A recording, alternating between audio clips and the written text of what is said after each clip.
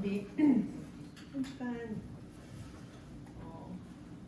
성경 암송 다 하셨죠? 네. 네. 성경 암송 다 하셨어요.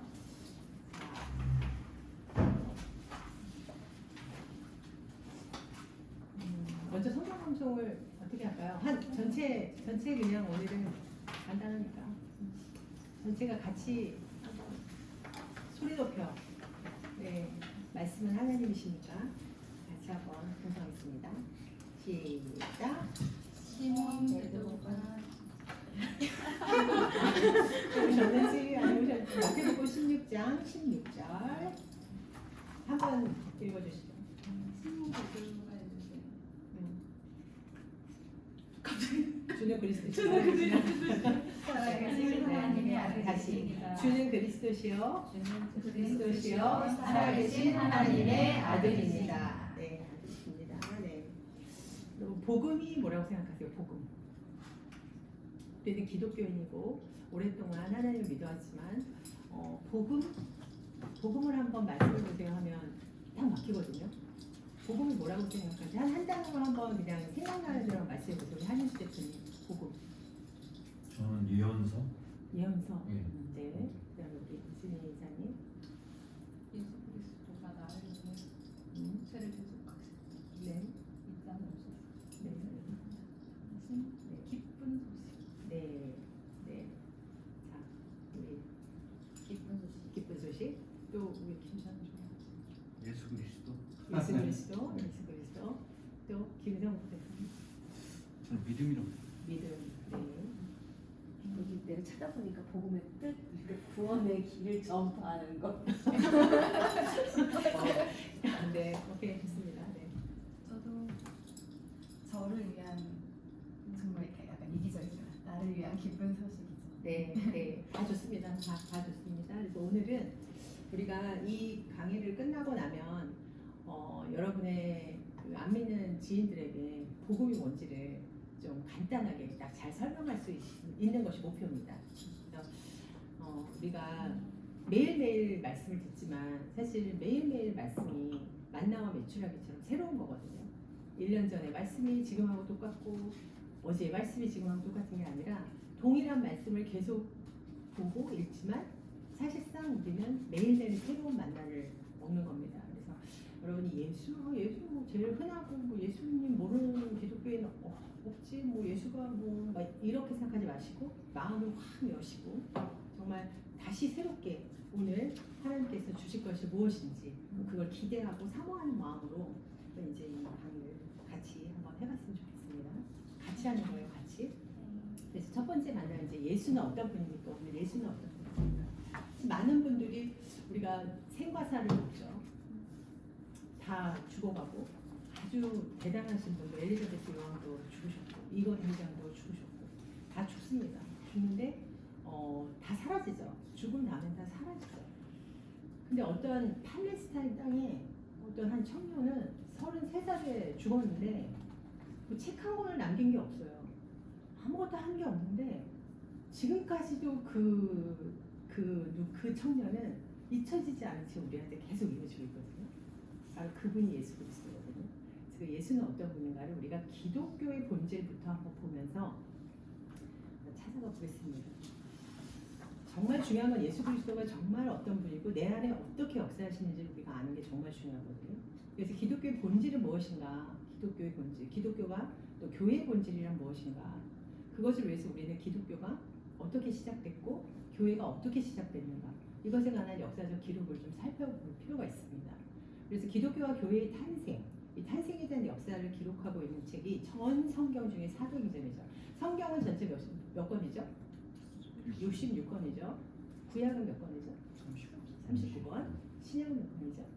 27권. 그 중에 바울서신은 몇 권이죠? 13권. 네, 그래도 좋습니다. 13권. 네, 바울서신 13권. 이렇게 이제 크게. 근데 구약을 전체 통틀어서 관통하는 것은 무엇일까요?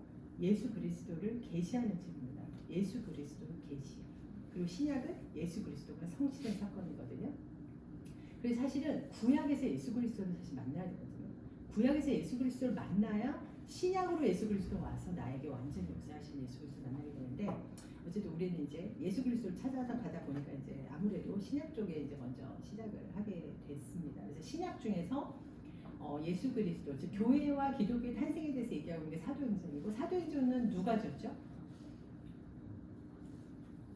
누가 지었죠? 제가 답을 말했습니다. 누가 가졌습니다. 누가 졌냐? 누가 가졌습니다. 네, 누가가 지은 책이 두 개가 있습니다. 하나는 사도행전, 하나는 네, 누가복음입니다. 오늘 많이 잘 맞추시네요. 네, 누가복음. 사탕 하나씩 갖고 와야 되겠다. 뭔가 마치면 선물로 줘야지. 자꾸 물어보면 안 되지. 그래서 어쨌든 누가와 사도행전은 누가가 지었어요. 누가와 사도행전. 그래서 이제 그런 걸 기독교의 본질이 무엇이 뭔지 교회의 본질이 무엇이기 위해서는 이 사도행전. 누가가 무슨 직업이었죠? 의사였어요. 의사는 특별하게 이렇게 의사 공부를 할 때 그 환자의 차트를 아주 빠르게 착 적어야 되기 때문에 그 훈련을 한다고 그래요. 그 훈련 이름이 있는데 훈련을 한다고 그래요. 그 당시에도 그런 게 있었는지 모르겠지만 어찌됐든 인간의 인체와 그런 걸 연구하기 위해서 누가도 굉장히 똑똑하고 또 글을 잘 쓰는 사람이었겠다. 근데 그 당시에는 어떤 게 있었냐면 요즘에는 우리가 누구의 글을 이렇게 도용을 하거나 누구의 글을 본딸 때 출처를 밝혀야 되잖아요. 출처를 밝혀야 돼요. 근데 그 당시에는 이진희 이사가 제 글을 본다면 굉장히 나를 존경한다는 게 되는 거예요.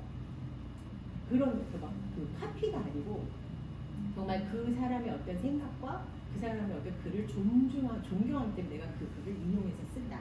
이런 아주 굉장히 리스펙트를 나타내는 시대였거든요. 그 시대는. 그리고 그렇게 글을 잘 쓰는 사람. 그리고 이렇게 누가같이 정말 그 다른 거에서도 굉장히 훌륭하게 글을 잘 쓰는 분 같은 것 같아요. 근데 그런 분은 반드시 후원자가 붙어요. 후원자가 붙어서 그 후원자가 그 누가라면 예를 들어 누가라면 전폭적으로 후원을 하는 거예요. 뭐 재정도 후원하고 뭐 어떤 그 사람의 발판도 후원하고 그래서 막 후원을 하는데 그러면 이 누가는 어떻게 해야 되냐? 후원을 받는 자는 그분을 굉장히 각하로 높여드리고 뭔가 그분을 극하지 않고 이제 그분을 리스펙트해드리고 그런 문화가 이제 굉장히 많았거든요. 그래서 이 데오빌로 각하가 누가의 후원자가 아니었을까 이렇게 이제 생각을 한다고 하는 거죠. 그래서 데오빌로요. 누가가 이제 사도행전을 쓰는 거예요. 데오빌로에게 쓰는 거예요. 내가 먼저 쓴 글은 뭐냐면 누가복음이에요. 누가복음에다가 예수님께서 오신 거를 다 쓰셨단 말이죠. 예수의 죽음과 부활을 사복음서 아시죠? 사복음서 뭐죠?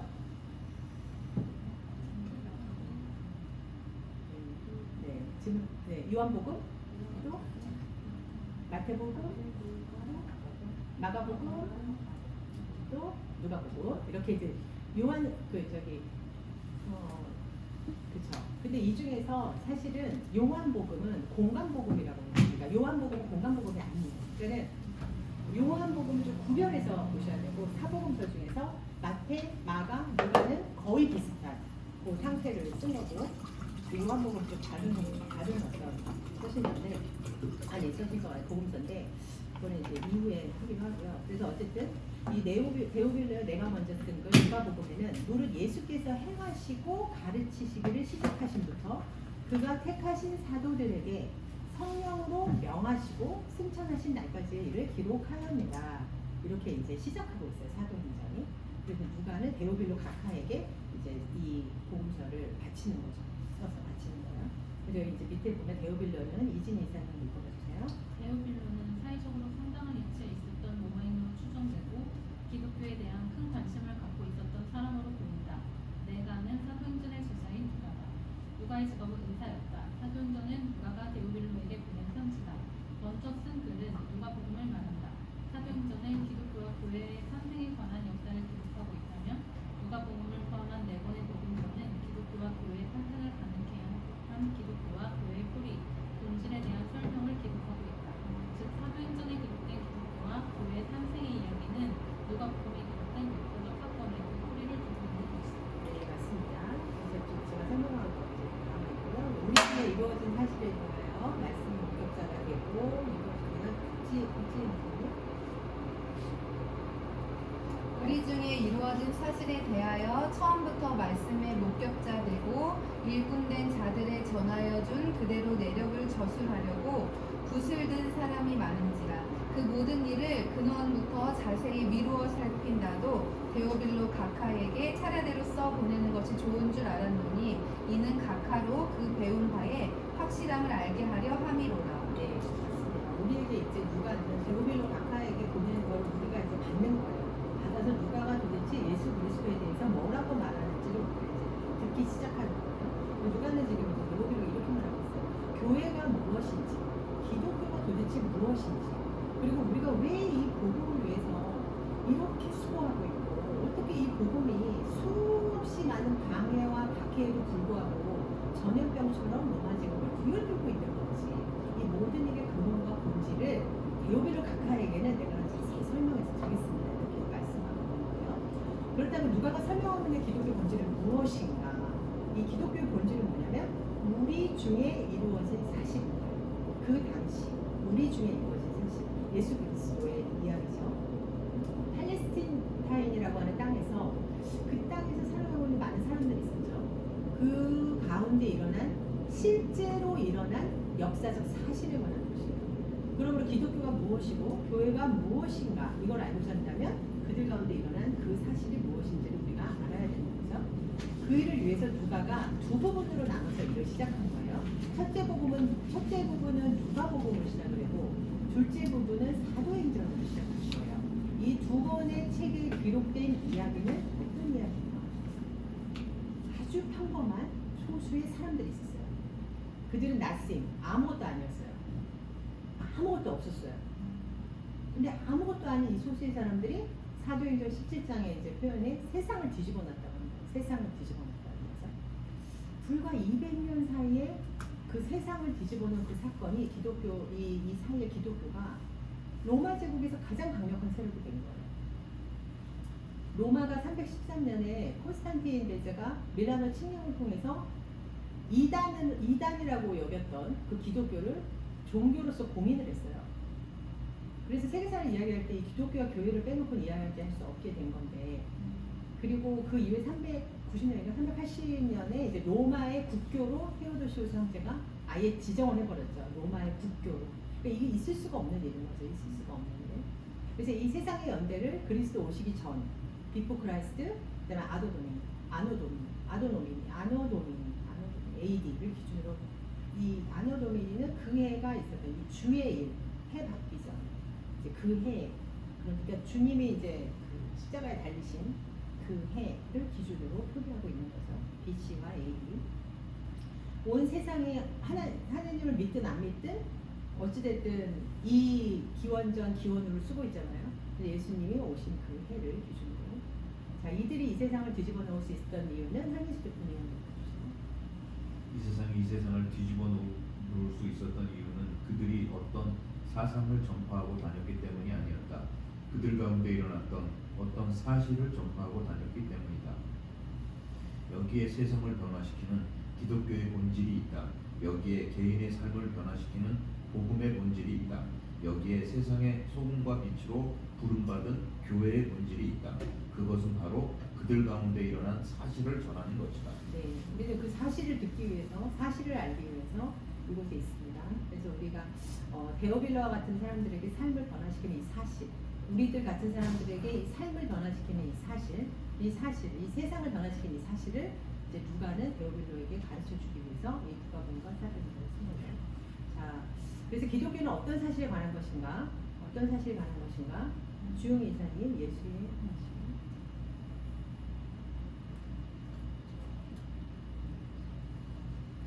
자, 제가 할게요. 예수의 행하시며 가르치시기를 시작하시부터, 예수가 행하시며 가르치기를 시작하신부터 그의 택하신 사도들에게 성령으로 명하시고 승천하신 날까지의 일, 그것이 어떤 사실이에요? 어떤 사실? 그러니까 예수님의 행적을 얘기하는 거죠. 해 받으신 후에 이거 보세요. 해 받으신 후에 또한 저희에게 확실한 많은 증거로 친히 사심을 나타내사 40일 동안 저희에게 보이시며 하나님 나라의 일을 말씀하십니다. 네. 기독교의 본질을 이루는 이 역사적 사실은 예수가 행하시고 가르치신 것에 관한 것인데, 그것은 그리스도께서 해당하기 이전, 해라는 것은 십자가에 못 박힌다는 얘기거든요. 못 박히기 이전에, 그러니까 못 박히기 이전에 행하시며 가르치신 일과 그 이후, 즉 십자가의 죽음과 부활 이후에 행하시고 가르치신 일로 나뉘어지는 거예요. 그럼 누가는 예수님이 제자들에게 가르치고 행하신 일을 예수님께서 십자가에서 해를 당하기 이전과 이후로 나누고 있는 거예요.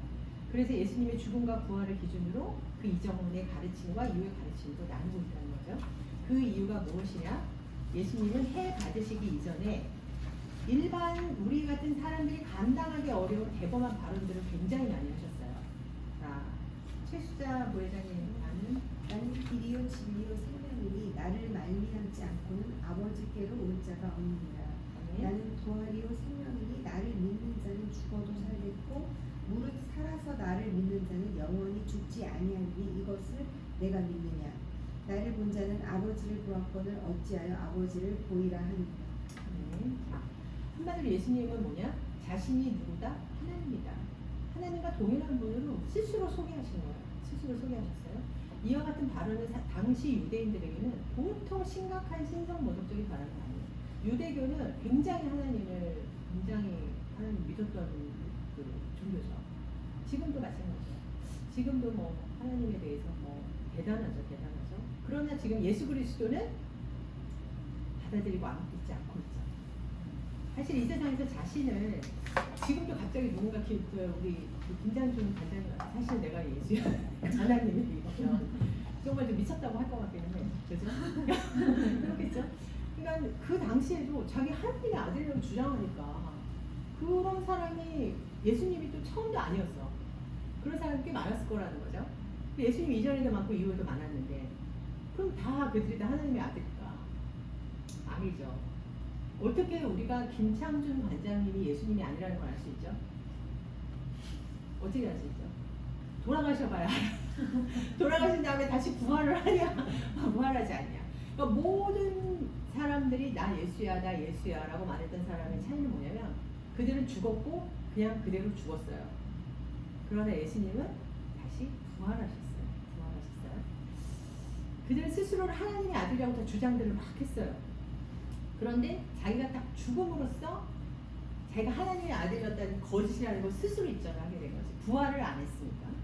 그러나 예수님은 공생의 기간 그 3년 동안 스스로를 계속 하나님의 아들이라고 가르치셨고 그뿐만 아니라 십자가에서 죽으셨고 부활까지 하시고 우리는 부활 신앙을 정말 중요하게 생각해야 되거든요. 죽은 건 아무 의미가 없어요. 죽은 건 그냥 우리 예수님이 나를 위해서 죽으셨어 이런 그냥 슬픔과 그런 거지 우리의 기쁨과 우리의 연합은 부활에 있는 거거든요. 부활.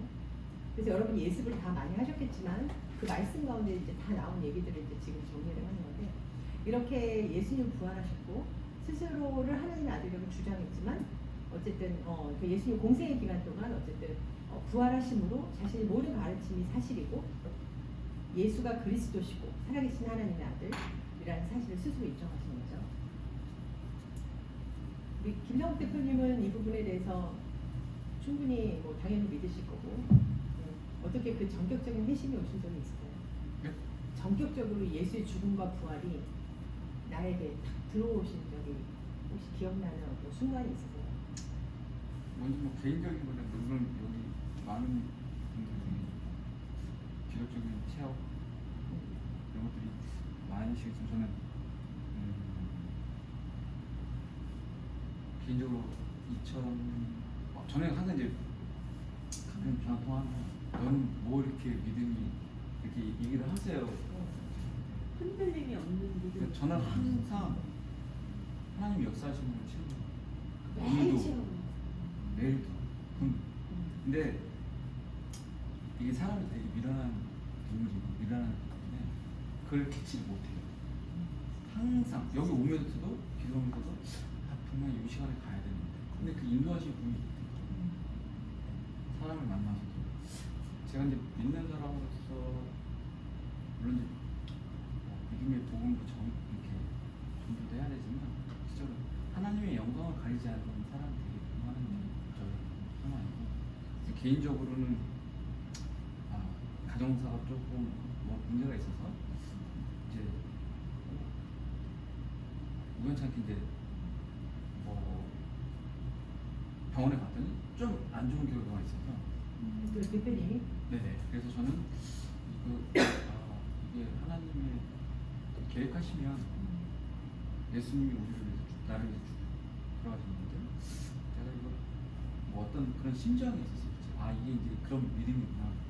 근데 저는 늘 그 제가 가장 좋아하는 뭐 성경 구절 중에 많은 구절이 있지만 히브리서 11장 1절에 보면 믿음은 바라는 것에 실상을 보이지 않는 증거라고 합니다. 이 믿음을 통해서 제가 보이지 않는 하나님과의 어떤 대화, 하나님과 나의 관계가 분명히 있기 때문에 이 통해서 전 제 인생을 좀 살고 있고요. 항상 저를 간섭하시고 좋은 길로, 안 좋은 거는 더 좋게, 좋은 건 더 좋게 만들어 주실 걸 확신하고 매일매일을 생활하기 때문에 다 힘들죠. 근데 예수님을 제자들, 저희도 뭐 다 제자잖아요. 근데 만나면 기뻐야 되잖아요. 다 항상 기뻐야 되거든요. 있는 사람들은 그냥 만나면 뭐 힘들고 어려운 얘기 되게 많이 하세요. 교회에서. 근데 그 또한 그거를 자각시켜 주시고 그때마다 부장님도 아까 제가 좀 오늘 좀 늦을 것 같아요. 통화 이제 운전하시는 분이 있어요. 근데 너는 언제 이렇게 저기 하니 이렇게 말씀하시더라고요. 항상 저는 느끼지만 그거를 저희가 놓치고 갈 때도 있고 그거를 바라보면서 쫓아가는 경우가 있는데 저는 신앙적인 거는 제 본인이 더 잘 알겠지만 늘 그 믿음을 바라보면서 하루 주어진 생활 속에서 하나님과 동행하고 생명과 동행하는 삶을 사는 게 제일 큰 위안이 되고 좋은 것 같습니다. 아멘. 좋습니다. 그렇게 이제 우리 안에 이루어진 사실들에 대해서 누가가 얘기하고 있습니다. 내가 너희 중에서 예수 그리스도와 그의 십자가에 못 박히신 것 외에는 아무것도 알지 아니하기를 작정하였습니다. 이 고백을 듣는 것 같았어요. 지금 김성호 목사님 말씀하실 때. 그래서 지금 예수 그리스도가 이제 어떤 분이신지 오늘 이제 들어가 보겠습니다. 자, 예수는 어떤 분이십니까? 그러니까 사실적으로 역사적 사실적인 관점에서 우리가 이거를 조금 배워보기를 원합니다.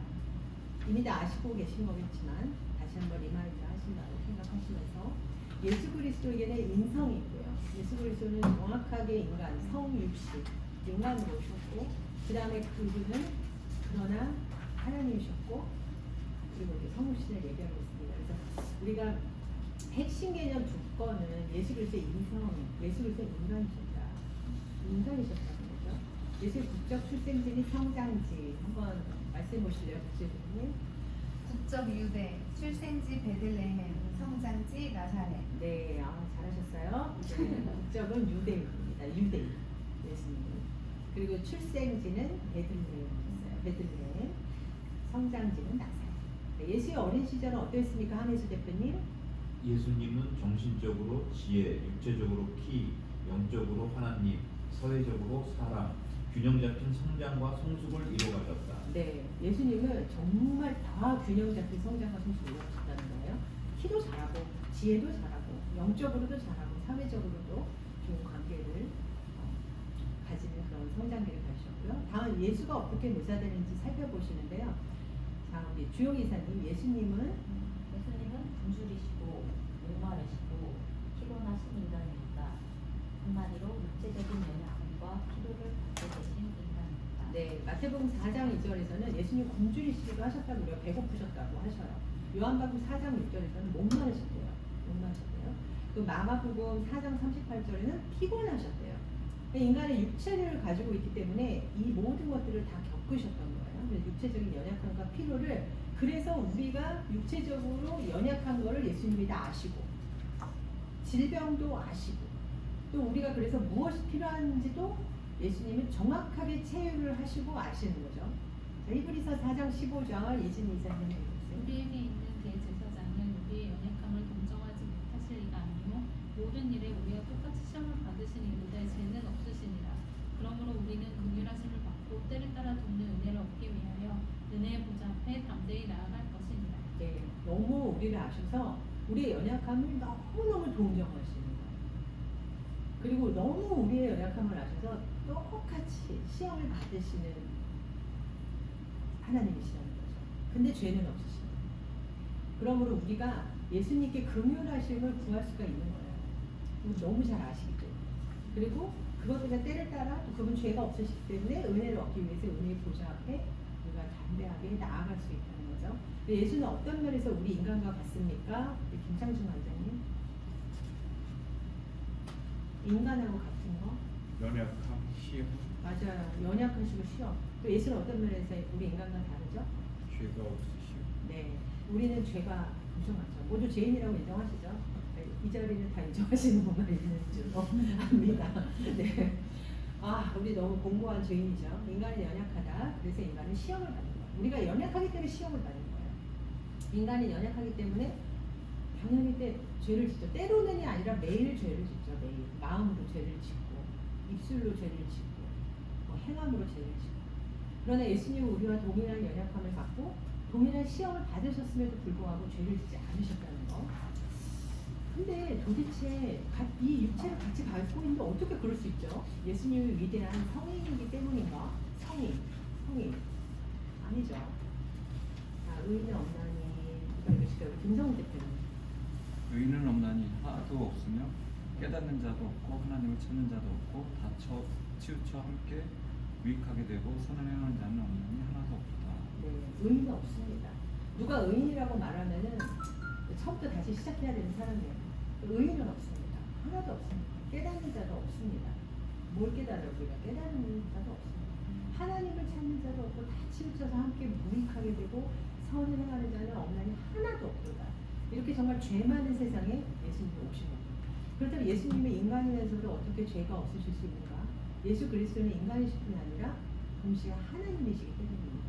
예수님이 인간으로 오신 하나님입니다. 자, 삼위일체 하나님이죠. 예수님 인간으로. 김창준 관장님은 이거 예수님이 인간이면서 하나님이시다라는 부분에 대해서 어떻게 생각하세요?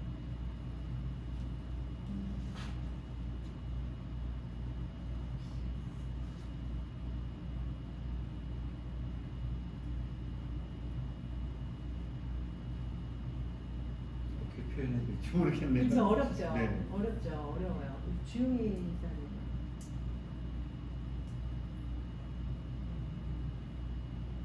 저도 조금 고민이 있는데 이게 표현하기가 어려운 것 같아요. 예수님이 우리가 느낄 수 있는 모든 것을 다 느끼시니까 인간이신 거고 말씀이 적용되고 그럼에도 그런 것과 관계없이 정말 삶의 모든 것을 뛰어넘으실 수 있고 우리가 생각하는 그런 한계, 점이 없으시고 부활하신 분이시니 그대로 하나님이시고 성부, 성자, 성령 하나님 맞죠? 성부, 성자, 성령 삼위일체 하나님이시죠. 하나님은 혼자 일하시지 아니하시고 함께 일하시고 성부, 성자, 성령이 세 위격으로 한 펄슨에 이제 함께 하시는 거예요. 우리도 그래서 연합을 해야 돼요. 우리도 혼자 일하려고 내가 너무 똑똑하고 내가 너무 다 생각할 수 있고 경험 많다고 해서 혼자 일할 수 있는 거는 하나님 나라에는 없어요. 함께 연합하고 함께 일하고 함께 의지하고 이것이 하나님 나라거든요. 거기까지만 삼위일체를 그냥 이해하시면 될 것 같아요. 예수 그리스도의 신성에 대해서 말씀하시거든요. 예수 그리스도는 하나님이십니다. 요한복음 10장 30절에서 예수는 자신을 어떻게 묘사했습니까? 우리 한희수 대표님. 나와 아버지는 하나이니라 하신대. 네, 하나라고 하셨습니다. 계속 지금 예수님이 스스로를 계시하신 성경 구절을 보고 있는 거예요. 우리는 예수님이 자신에 대해서 뭐라고 얘기하셨나 이거를 보고 있는 거예요. 자, 이와 같은 발언은 다른 곳에서도 볼 수 있습니다.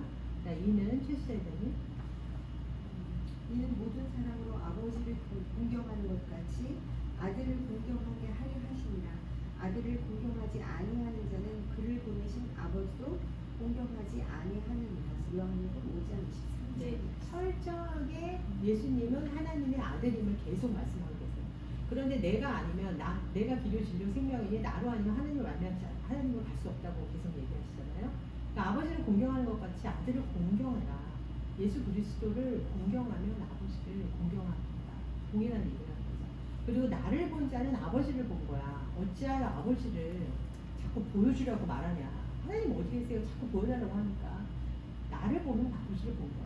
이렇게 계속 스스로를 이렇게 하니까 신성모독죄로 간 거지 그냥. 그죠?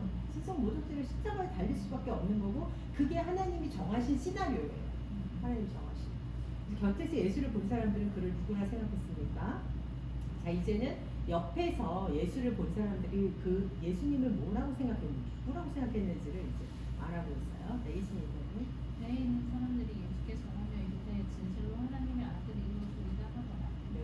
뭐 근거는 없어요 지금. 진실로 하나님의 아들이라고 있어요. 자, 백부장관이 김정우 대표님.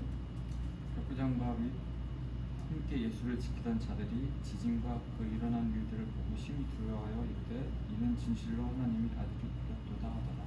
네, 맞아요. 여기서는 이제 진짜 죽음을 목격한 사람들인 거죠. 죽음을 목격할 때 휘장이 갈라지고 지진이 일어나고 모든 일어난 그 하늘과 땅의 그런 일들을 보고 두려워하면서 진실로 그가 하나님의 아들이었구나. 이게 증인이에요, 증인. 우리 재판 중에 증인 나와가지고 얘기하라고 하잖아요. 이 사람 증인이에요.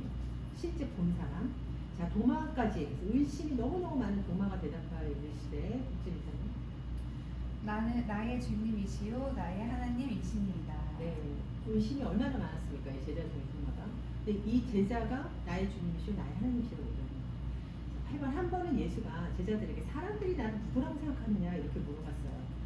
이 예수님께서 제자들에게 가르치신 모든 것의 핵심은 이 베드로를 향한 예수님의 질문 안에 담겨 있거든요. 너는 나를 누구라고 말하더니 너는 내가 누구인 걸 네가 아는 게 너무 중요한 거야. 너무 중요한 거야. 그치? 우리가 모르는 사람하고 손잡고 갈 수 없잖아요. 너무 중요한 거야. 그 질문에 대해서 베드로가 대답하죠. 주는 그리스도시요 살아계신 하나님의 아들입니다. 이렇게 말씀하시죠. 자, 그래서 예수께서 대답하여 이르시되 우리 김상준 원장님 한번 읽어주세요. 예수께서 대답하여 이르시되 가연아 시몬아 내가 복이 있도다. 이를 내게 알게 한 이는 혈육이 아니요 하늘에 계신 내 아버지시니라. 또 내가 내게 이르노니 너는 베드로라. 내가 이 반석 위에 내 교회를 세우리니 음부의 권세가 이기지 못하리라. 내가 천국 열쇠를 내게 주리니 내가 땅에서 무엇이든지 매면 하늘에서도 매일 것이요 내가 땅에서 무엇이든지 풀면 하늘에서도 풀리리라. 아멘.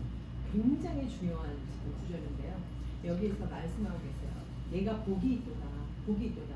뭐 어떻게 복이 있냐? 예수 그리스도가 누구신가를 아는 것이 복이다. 예수 그리스도를 모르고 사는 사람이 너무 많은데 예수 그리스도가 누구신가를 정확하게 아는 것이 복이다라고 말씀하시는 거예요. 그리고 이를 내게 알게 한 이는 누구냐? 이 복을 주신 분이 누구냐? 하나님이다. 은혜가 임하니 믿음이 임하고 믿음이 우리에게 주신 선물이라고. 믿음도 우리의 공로가 아니죠. 믿음이 선물입니다. 하나님의 선물. 근데 그 은혜가 임하니 믿음이 임하고 그래서 이 복을 주신 분이 하나님이라는 걸 알게 되고 그다음 좀 더 구체적으로 그리스도가 누구신가를 아는 것으로 말미암아 누리게 되는 복이 어떤 복인지 뒤에 말하고 있어요.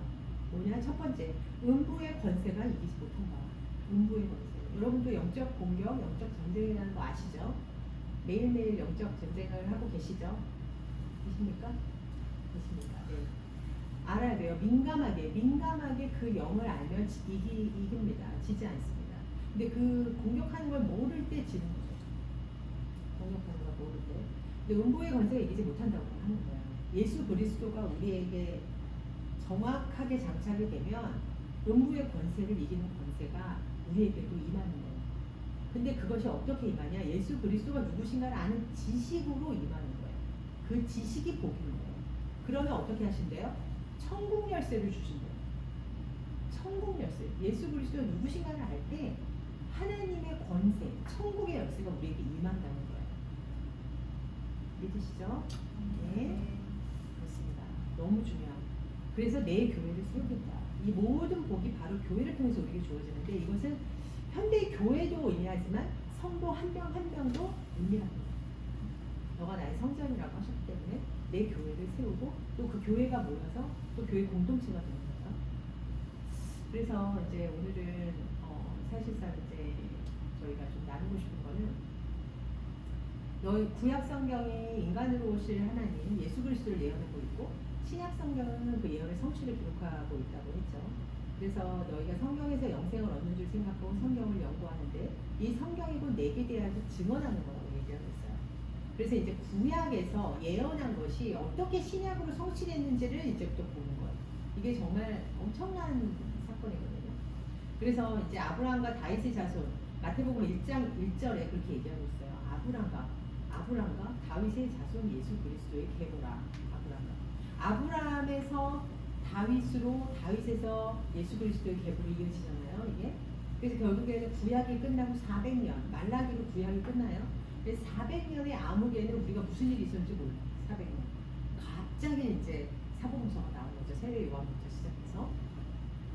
근데 예수 그리스도 계보야. 자, 처녀의 몸에서 태어난다고 이사야 7장 14절에서 뭐라고 얘기하고 있죠? 최수자 교사님. 예언을 읽어주세요. 그러므로 주께서 친히 징조로 너희에게 주실 것이라. 보라, 처녀가 잉태하여 아들을 낳을 것이요 그 이름을 임마누엘이라 하리라.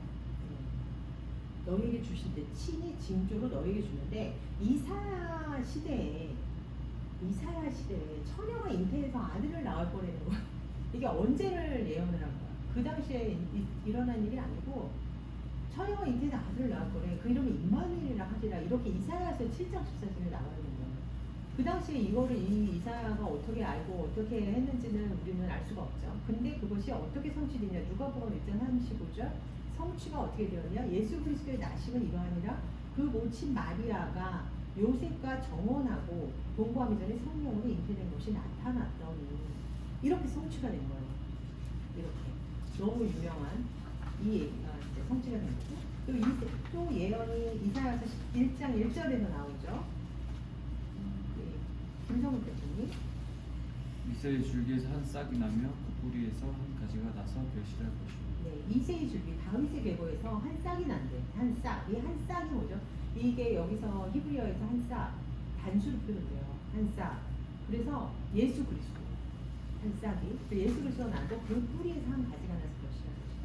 이새는 다윗하고 나옵니다. 자, 다윗의 집 예언. 나 여호와가 말하노라. 보라, 때가 이르리니 내가 다윗에게 한 의로운 가지를 일으킬 것이라. 그가 왕이 되어 지혜롭게 행사하며 세상에서 공평과 정의를 행할 것이다. 성취가 어떻게 됐어요? 아브라함과 다윗의 자손 예수 그리스도의 계보가 이어졌다는 게 나타나는 거고. 베들레헴에서 태어납니다. 한민수 대표님 예언. 베들레헴 에브라다야, 너는 유다 족속 중에 작을지라도 이스라엘을 다스릴 자가 내게서 내게로 나올 것이라. 그의 근본은 상고의 태초이니라.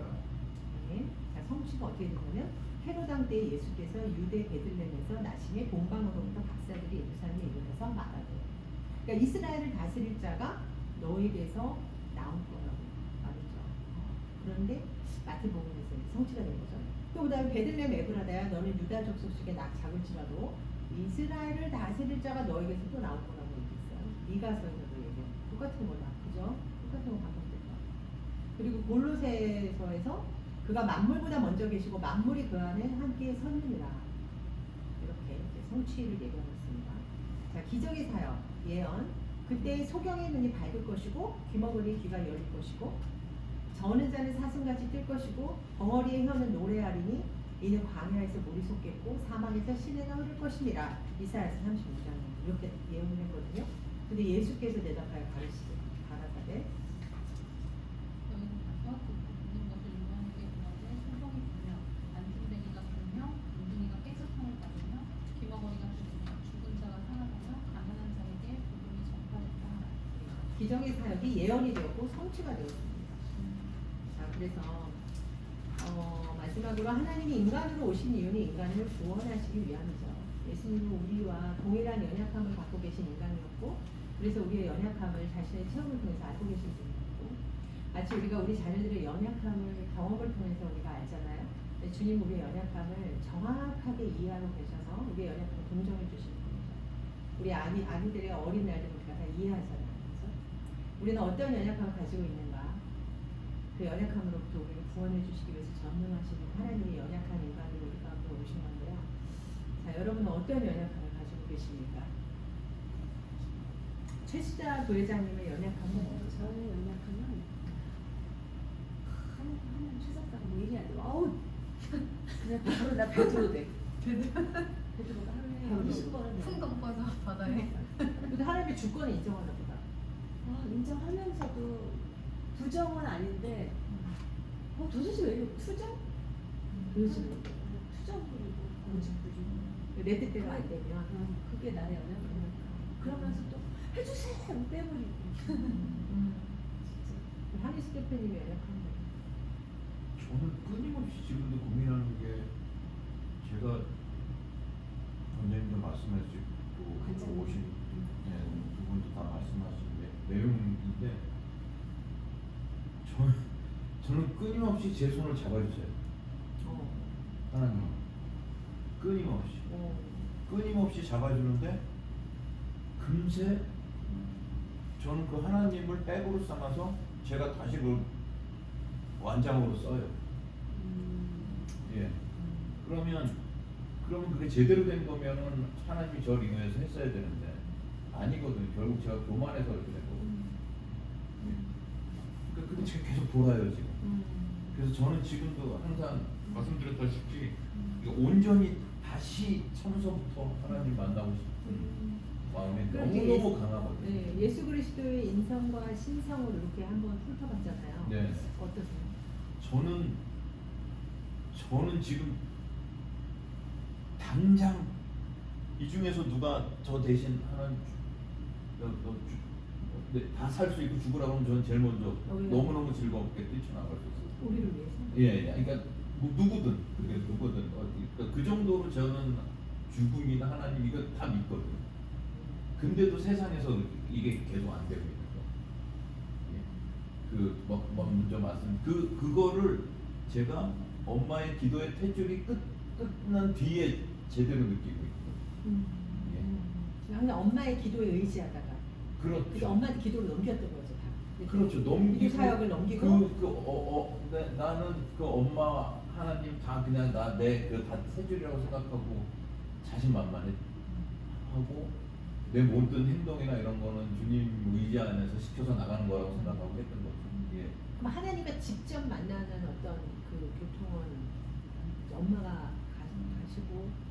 그렇죠. 예. 그 지난번 말씀드렸다시피 그 깊고 깊은 소울에서 감옥에서 제가 온전히 주님의 빛을 봤을 때가 제일 그랬었는데 그러고 나와서 제 세상적인 격정이나 이런 건 하나도 안 하는데 오히려 다른 영향으로 그거를 계속 제가 판단하고 영적으로 사탄들하고 싸우고 막 지금 이러는 게 자꾸 제가 판단을 해서 싸우고 그 결과가 안 좋게 나와요.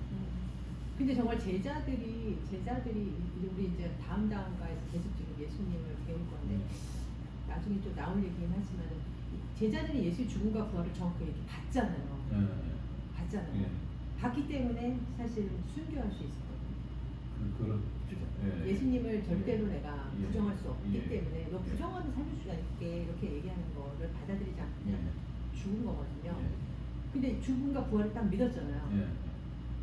근데 그게 살아가는 거 안에서는 계속 아직도 제가 교만하게 판단하는 것 같다 이거죠. 쉽게 말씀드리면 계속 온전히. 계속 싸우고 있어요. 그러니까 지금 만약에 저 본인처럼 부러운 게 막 하나 내가 운전하다가 감사해 범사에 감사하고 이 정도로 제가 하나님 은총 입어서 충만해졌으면 좋겠다 이거죠. 오로지 그냥 딱 십자가만 보고 주님만 생각하면 막 그냥 웃음이 나오고 막 행복하고 내가 진짜 막 충만해서 성령 충만해서 막 이러고 싶은 거예요. 예. 나는 그게 정말 있나 싶어. 난리 났다 우리. 있어요. 있는 사람들이. 김성국 대표 그런 거 해보자. 근데 김성국 대표 여기 계시잖아. 아니 그 진심이야. 그렇지. 그러니까 뭐 이렇게 기뻐. 뭐 설명을 못하는. 그거예요. 좋은 말씀 다 해주셨는데 그 기독교 크리스찬이라고는 그냥 종교가 아니에요. 체험이 되는 게 크리스찬이라고 생각하거든요. 저는 말씀하셨지만 저는 다른 말씀 좋지만 전원 4장 23절에 보면 내 마음을 지키라 생명의 근원이 이에서 나오며 내 마음을 항상 주님과 같이 똑같이 하려면 굉장히 힘들거든요. 근데 그렇게 하시기까지는 하나님은 공짜가 없어요. 무조건 공짜가 없습니다. 제가 이제 이 말씀을 제일 좋아하는 게 6기 23장 10절에 보면 그러나 내가 가는 길을 그가 아십니다. 그가 나를 단련하는 게 정금같이 나아가게 한다는 말씀이 저를 굉장히 단련시키시고 언제가 단련시키니?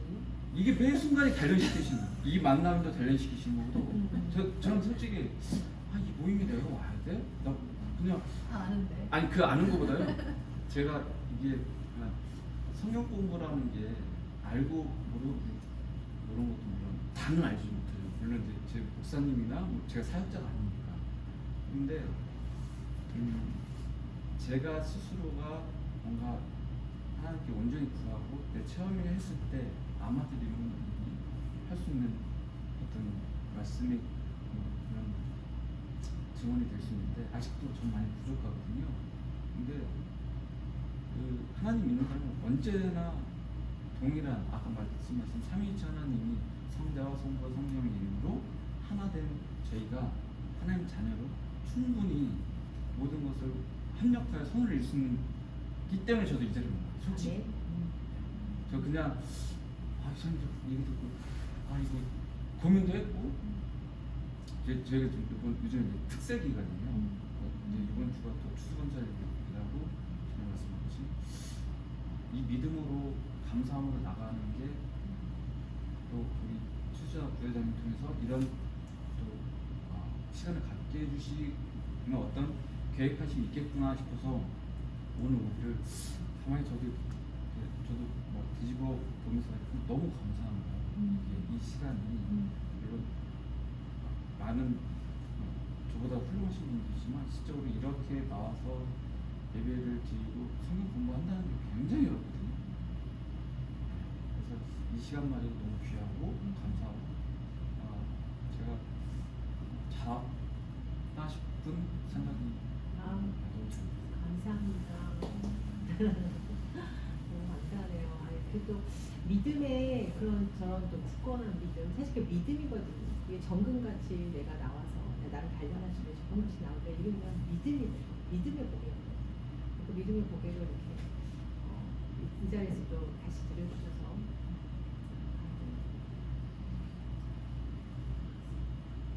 우리 이진희 이사님 예수 그리스도 오늘 사실은 오늘 이제 완전 첫 시간이면 개요거든요.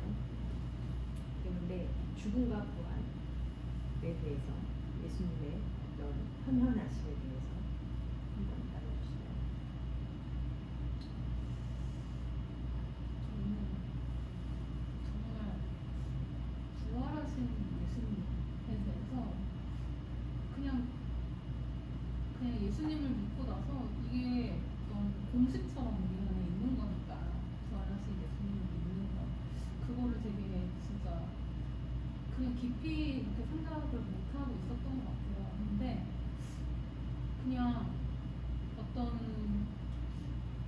그러니까 제가 이제 전도를 하면서 오히려 예수님을 이제 전해야 할 때 이 부활의 감격을 이렇게 전할 때마다 그때 정말 이거 정말 사람이 죽는데 똑같이 죽는데 다시 살아난다고 말하는 정도는 정말 이것뿐이라고 그게 가장 큰 뭐랄까 마케팅의 가장 큰 정말 설득할 수 있는 가장 큰 무기가 되더라고요. 그래서 정말 이제 그 부활이 예수님이 하신 그 부활이 내가 하는 거잖아요. 그러니까 우리가 부활을 하는 거잖아요. 그게 진짜 정말 그냥 어떤 동화 속이나 영화 속이 아니라 진짜로 나한테 일어날 일이라고 그거를 정말 믿고 이렇게 얘기를 한다는 게 그게 그냥 또 얻어지는 게 아니구나. 이거 하나님이 정말 주셔야지 가질 수 있는 마음이구나. 그랬던 오히려 전하면서 저는 부활에 대해서 그래서 말하다가 울었어요. 부활에 대해서 말하다가 그렇게 하나님이 알게 해주시는 것 같아가지고 다시 한번 좀 생각이 나더라고요. 정말 어떻게 보면은 믿으려고 노력해서 믿을 수 있는 건 아닌 것 같아요. 믿으려고 아무리 몸부림쳐서 믿는 것이 아니고 어느 날 내가 믿고 있더라요. 어느 날 내가 믿고 있더라. 하나님의 정말 믿음조차도 우리가 조금의 공로를 더할 수 없이 우리의 노력이 아니고 하나님이 그냥 그분의 주권으로 우리에게 주는 선물이다. 이것이 예전에 제가 안 믿을 때도 저도 좀 이해를 못했어요. 그게 그런 게 있을 수 있나? 그게 있는 거예요. 이게 이제 보화같이 있는 거예요. 그러니까 감추인 그 보화를 발견하면 온 재산을 다 팔아가지고 산다고 하잖아요. 그러니까 그게 가능한 일이구나. 그런 이제 생각을 비슷하게 했었습니다. 우리 한창준 선생님 어떠세요? 어떤 예수님의 죽음과 부활 신앙이 관장님의 어떤 삶에 어떻게 브릿지가 되고 어떻게 링크가 되고 어떻게 삶을 좀 변화시키는 부분이 있는지 우리 부활을 알기 전과 후이라고 해야 되나? 정격적 회심 전이라고 해야 되나? 신앙생활을 하면서 뭐 이렇게 그 썬데이 크리스찬이 아주 전형적인 그냥 예배만 보고 도망가는 그런 스타일이어가지고 부활 뭐 이러면 너무 무거워가지고 그냥 부활은 믿음으로 그냥 받아들여야지 뭐 이런 정도만 생각하고 그랬는데 사실은 이제 작년에 아내가 그 투병을 하다가 그 이제 세상을 떠났는데 아내가 구원에 대해서 너무너무 최수자 저기 대표님 계시지만 너무 불안해하고 그거에 대해서 굉장히 갈망하다가 어느 순간 딱 되면서 그 이제 육체의 고통은 뭐 말로 할 수도 없는 몰핀이 이제 암투병이었는데 몰핀이 더 용량을 채워도 견뎌낼 수 없는 고통이었는데 불구하고 어느 순간 이렇게 딱 그 구원의 확신을 받았다고 그러면서 너무너무 편안해 했었어요. 정말 편안하게 이렇게 그 진짜 하늘나라로 갔는데 그런 모습을 이제 옆에서 본 게 저한테는 되게 충격적이면서 그 구원, 부활 뭐 이런 부분에 대한 거는 그냥 나중에 기회 되면 한번 좀 생각해봐야지 했다가 요즘은 조금 물론 이제 그게 또 아직도 이렇게 계속 무겁게 다가오는 거에 대한 두려움도 있지만 더 늦기 전에 아내가 그렇게 한 걸 보면서도 이렇게 또 어리석게 늦춰지면 안 될 것 같다 뭐 이런 생각을 하면서도 여전히 저한테는 좀 되게 좀 무거운 주제더라고요. 아까 대표님 뭐 얘기하시면서 저는 저의 모습이 그냥 적나라하게 드러나는데 보면은 저는 숨바꼭질하고 있거든요. 주님 잠깐만 좀 숨으세요. 이거는 제가 좀 처리할 일이에요. 여전히 이제 그렇게 뭐 어떻게 보면은 뭐 기도할 때는 항상 손 놓지 말아 달라고 이렇게 얘기를 하면서 뭐 많은 또 세상 관심이나 뭐 그런 거는 다 있어서 뭐 나이가 이제 60이 넘어서 진짜 이게 남은 기간에 대한 것도 명확한데 어떻게 됐든 더 늦기 전에 뭐 진짜 확신 뭐 그런 것들에 대한 거를 근데 이게 머리로 이렇게 하면 안 될 것 같아요. 지금 제가 입으로 얘기하고 그런 게 아니라 진짜 그런 간절함 그런 것들 갖고 싶은데 그 간절함을 갖고 싶으면서도 두려움이 또 있어요. 저 간절함 가졌다가 뭐 예수쟁이 되는 거 아니야? 예수쟁이 되면 또 나의 모든 소중한 거를 뭐 이렇게 놓는 거 아니야? 난 호기심도 많고 그렇지. 관심도 많은 사람인데 그리고 막 성공하고 싶고 여전히 뭐 그런데 그럼에도 불구하고 요즘은 어찌됐든 참된 예수쟁이를 한번 좀 됐으면 좋겠다. 가고 있는데 모르겠습니다. 어수선하게 말씀드리는 게 그대로 제 모습입니다.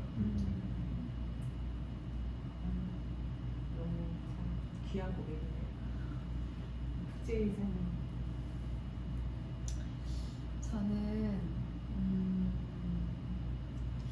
진짜 그 말씀하신 것처럼 이거는 종교가 아니고 우리의 삶과 우리의 삶이기 때문에 정말 체험이 되게 중요한데 그 체험은 그런 것 같아요.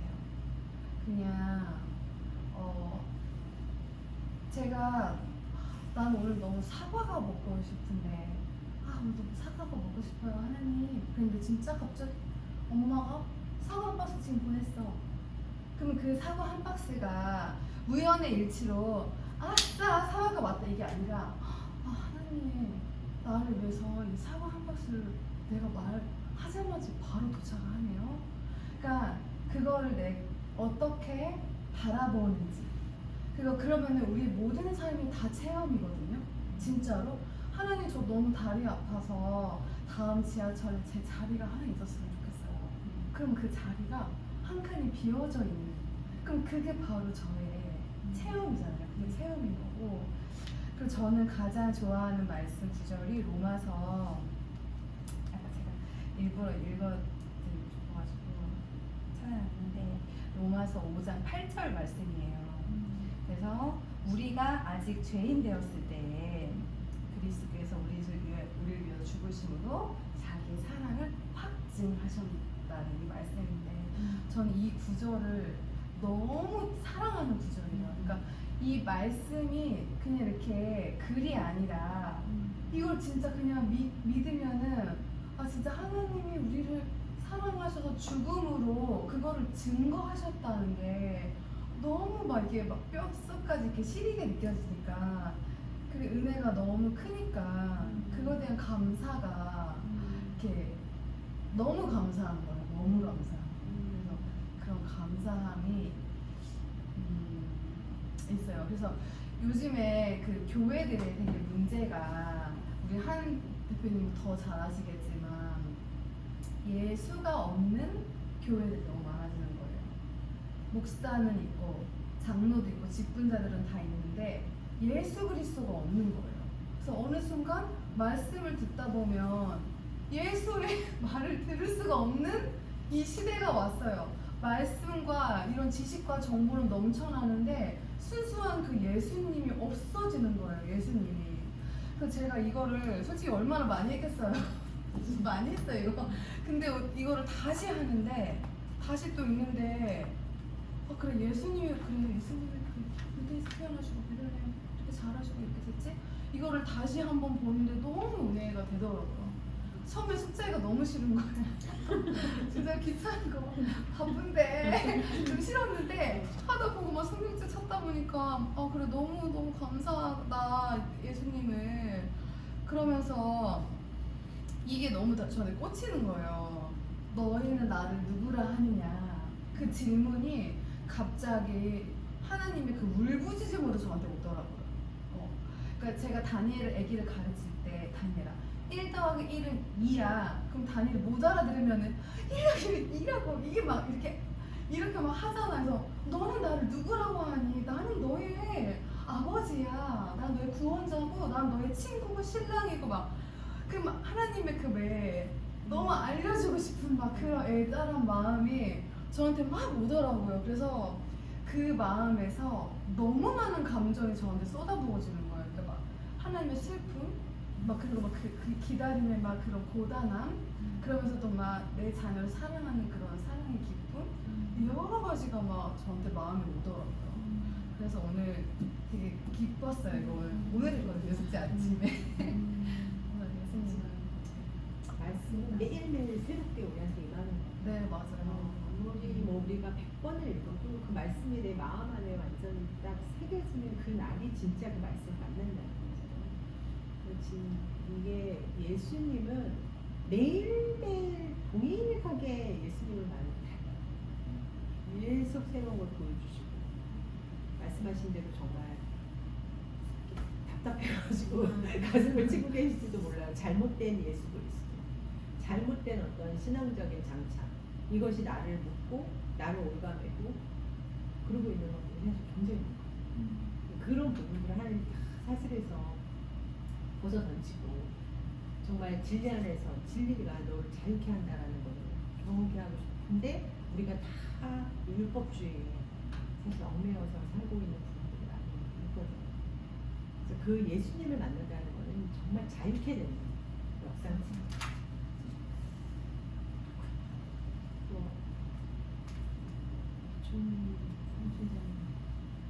죽음과 부활과 이 생의 삶의 변화. 저는 그렇게 이성적인 사람이 아닌데 이렇게 페이퍼로 된 거를 보면 굉장히 따지게 돼요. 근데 그러면 어떻게 되냐면 두 가지 생각을 같이 어렸을 때 그때를 했으니까 들려주신 말씀을 기억을 하잖아요. 선생님께서 하셨던 말씀 그걸 기억을 하는데 이거 아닐 수도 있잖아. 이게 진짜 딱 이거 옛날에서 든 거잖아. 약간 이런 생각에 같이 동조를 하는 신앙생활을 한 거죠. 그 교회를 다니는 그런 걸 너무 오래 했는데 유일하게 찬양할 때만 제가 그런 게 발동이 안 되는 시기가 이 글을 듣고 있거나 목사님 말씀을 듣고 있으면 사람이다 보니 다르게 표현했거나 뭐 실수하는 경우가 있잖아요. 이렇게 계속 찾고 있는 거죠. 저는 이거 안 올 때도 봤을 때 뭐 이런데 찬양할 때는 그게 아무것도 없이 그냥 온전히 찬양의 가사와 함께 하나님을 만나는 시간이어서 저는 그냥 찬양을 짓고 있으면 좋거든요.